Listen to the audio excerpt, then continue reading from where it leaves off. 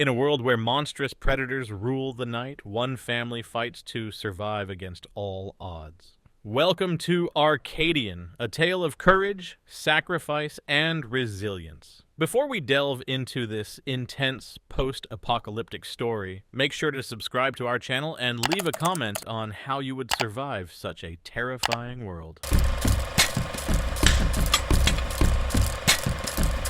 The film opens with Paul scavenging for supplies in a storehouse, fleeing through deserted back alleys as sirens blare, and distant explosions and screams fill the air, hinting at some apocalyptic event. Seeking refuge in a secluded spot, he cradles his two infant boys, reassuring them that everything will be okay. 15 years later, after a pandemic has wiped out most of the population and caused civilization to collapse, Paul and his twin sons, Joseph and Thomas, live in a derelict farmhouse. They eke out a livelihood during the day and board up all the windows and doors, never venturing outside at night due to monstrous, photophobic creatures that prowl until dawn. Thomas, the more daring of the two brothers, often takes risks, while Joseph is more intellectual and talks about improving their situation beyond mere survival. One evening, after Thomas returns home from the nearby Rose farm, loud banging from the cellar signals that the predators are attempting to enter the house. The next morning, Paul finds deep gouges on the cellar door and decides to reinforce it. Joseph reveals that he has been working on an off-road utility buggy, and Paul helps him get its motor running. Paul teaches Joseph how to drive it and sends both sons to salvage wood for reinforcing the cellar door. Thomas, secretly in love with Charlotte Rose, goes to the Rose farm and asks Joseph to meet him on the road back home. On his way back, Thomas trips over a crevice and falls into a cave, becoming concussed and unconscious. When Joseph returns home alone and night falls, Paul sets out to find Thomas,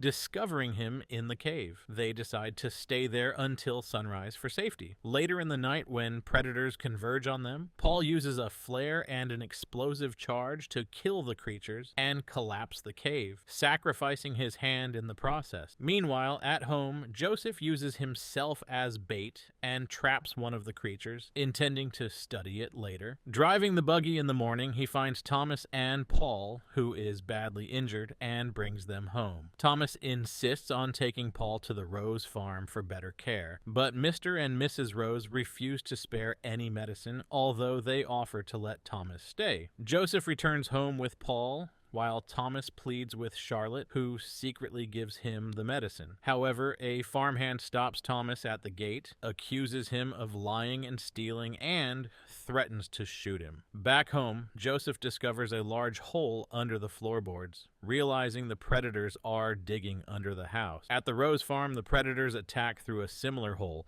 killing everyone except Thomas and Charlotte, who escape to Paul's farm. Paul regains consciousness and advises fighting the predators. Joseph prepares a trap, planning to set off several gallons of fuel as an improvised firebomb. To give the others time to hide, Paul locks them in a safe place and holds off the predators until the bomb detonates, sacrificing himself for his children. The next day, Charlotte, Joseph, and Thomas set off to check for possible survivors on other farms in the area. How do you think you would survive in such a perilous world? If this gripping summary of Silent Dusk intrigued you, don't forget to like the video, subscribe for more movie breakdowns, and share your thoughts in the comments. See you next time.